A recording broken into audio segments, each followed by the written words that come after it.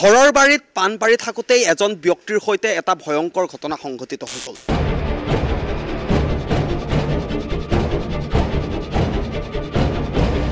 মই ক'ব বিচাৰিছোঁ আজিৰ দিনটোত সংঘটিত হোৱা এটা নৃশংস হত্যাকাণ্ডৰ বিষয়ে।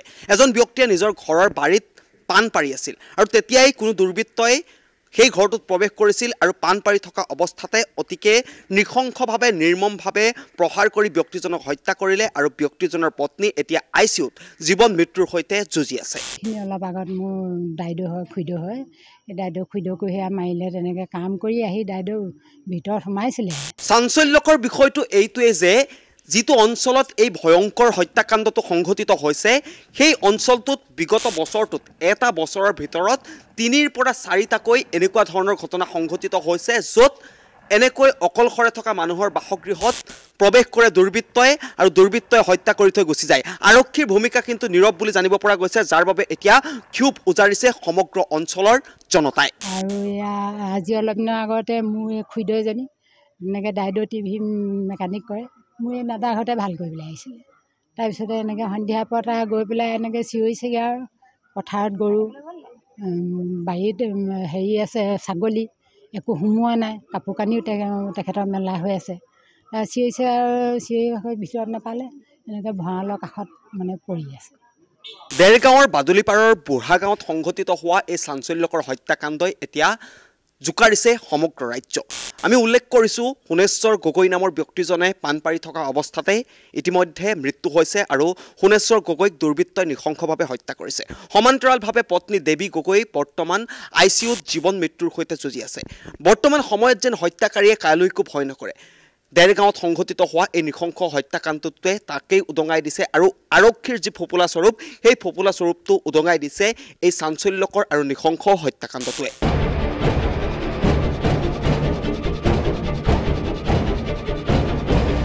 সংঘটিত হোৱা হত্যাকাণ্ডটোৰ পাছতে এতিয়া ক্ষোভ উজাৰিছে অঞ্চলবাসীয়ে, কাৰণ সেই একেটা চুবুৰীতে এটা বছৰৰ ভিতৰত 3ৰ পৰা 4টাকৈ একেই ঘটনা সংঘটিত হৈছে।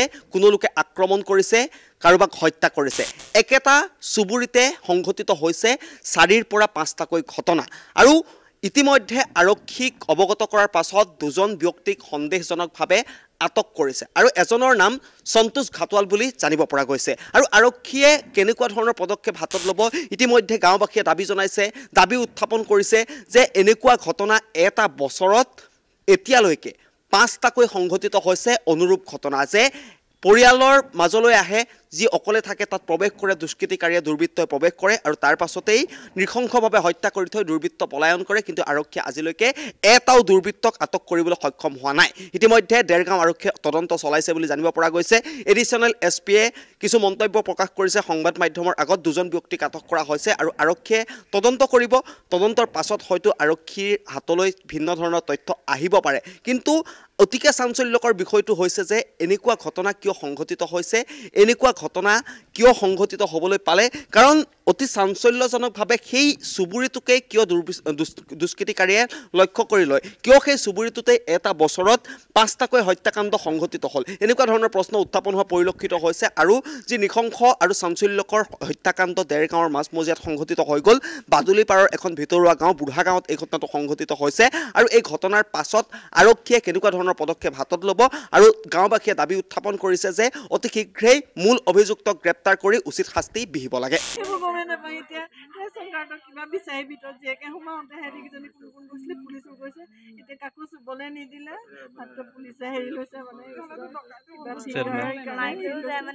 কিন্তু মানুহ একো বস্তু নাই, চব মানে হেৰি কৰিলে। সিহঁতি আজি অলপ দিনৰ আগত বোলে চাচি বিকিছিলে, হেনো বোলে পইচা অলপ পাইছিলে। সম্ভৱ সেয়া কোনোবা মানুহ চাগে গম পায় যে এই ঘৰত টকা থৈছে বুলি, গতিকে এইটো সম্পূৰ্ণ সেইটো এম কৰিয়ে আহিছে। আমি সংবাদ প্ৰতিনিধি, আমি অপৰাধৰ কথা আমি ক'ব পাৰোঁ, আমি অপৰাধৰ কথা আমি আঙুলিয়াই দিব পাৰোঁ, কিন্তু অপৰাধ শূন্য কৰা দায়িত্ব হৈছে আৰক্ষীৰ। কাৰণ আৰক্ষীয়ে নিজৰ কামত নিজেই নিয়োজিত হৈ থাকিব লাগে আৰক্ষীয়ে অপৰাধমূলক ঘটনা সংঘটিত হ'লে ততাতৈয়াকৈ ব্যৱস্থা গ্ৰহণ কৰিব লাগে তাৰ বাবে ইতিমধ্যে বাদুলিপাৰৰ বুঢ়া গাঁৱৰ সেই অঞ্চলটোৰ জনতাই ইতিমধ্যে দাবী উত্থাপন কৰিছে এক প্ৰকাৰৰ সেই অঞ্চলটোত আজিৰ দিনটোত উত্তপ্ত পৰিস্থিতিৰ সৃষ্টি হৈ আছে গতিকে আমিও দাবী উত্থাপন কৰিম যে এনেকুৱা ধৰণৰ নৃশংস আৰু চাঞ্চল্যকৰ ঘটনা সংঘটিত কৰা যি অপৰাধী আছে সেই অপৰাধীক আৰক্ষীয়ে যাতে অতি সোনকালে কৰায়ত্ব কৰে আৰক্ষীয়ে যাতে অপৰাধৰ সৈতে জড়িত অপৰাধৰ ৰম্যভূমি গঢ়ি তোলা যিসমূহ অপৰাধী আছে যিয়ে চুৰি ডকাইতি হত্যা ধৰ্ষণ ইত্যাদি কৰিবলৈ কুণ্ঠাবোধ নকৰে সেই অপৰাধীসকলক অতি শীঘ্ৰেই কৰায়ত্ব কৰাৰ ব্যৱস্থা কৰক আৰু ইতিমধ্যে দেৰগাঁৱত এই ঘটনাটো সংঘটিত হৈছে ইয়াৰ পূৰ্বেও সেই অঞ্চলটোতেই মই অনুষ্ঠানৰ এই প্ৰতিবেদনৰ অন্তিম ক্ষণতো কৈছোঁ সেই অঞ্চলটোতেই 5টাকৈ ঘটনা বিগত বৰ্ষটোত সংঘটিত হৈ আহিছে আৰু কেৱল দেৰগাঁও বা বুঢ়া গাঁৱৰ সেই ঘটনাটো বুলিয়ে নহয় এনেকুৱা ধৰণৰ ঘটনা প্ৰত্যেকটো দিনতে অসমৰ বিভিন্ন প্ৰান্তত চুকে কোণে ক'ৰবাত নহয় ক'ৰবাত এদিন নহয় এদিন এবাৰ হ'লেও আমি দিনটোত হত্যা ধৰ্ষণ চুৰি ডকাইতিৰ দৰে ঘটনা আমি দেখিবলৈ পাওঁ গতিকে আৰক্ষী সৰব হ'ব লাগে জনতা সজাগ হ'ব লাগে যাতে অপৰাধমুক্ত এখন অসমত আমি বসবাস কৰিব পাৰোঁ